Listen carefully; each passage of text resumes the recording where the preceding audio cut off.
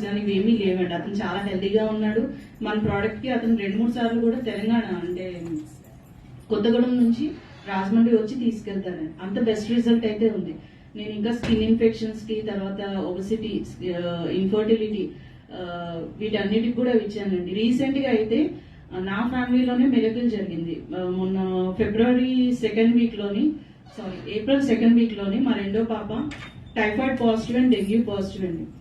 నేను నాకు తెలిసిన ఇంగ్లీష్ మెడిసిన్ మొత్తం ఇచ్చాను. ఈవెన్ మా sirs MD general medicine, MS చేసిన వాళ్ళు కూడా నేను రిఫర్ చేస్తే, నువ్వు ఇచ్చిన మెడిసినేనమ్మా మేము హాస్పిటల్లో ఇచ్చేది, అదే కంటిన్యూ చేసే ఇంటి దగ్గర అనేసి అన్నారు.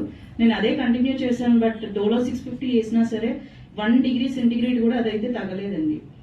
ఎప్పుడైతే నేను ఇవన్నీ చూసానో, ఇంగ్లీష్ మెడిసిన్ తగ్గట్లేదు, సరే ధన్వంతరి ఇద్దామని చెప్పి ఇమిరిష్ క్యాప్సూల్స్ వేసాను. తగ్గుతుంది, వస్తుంది.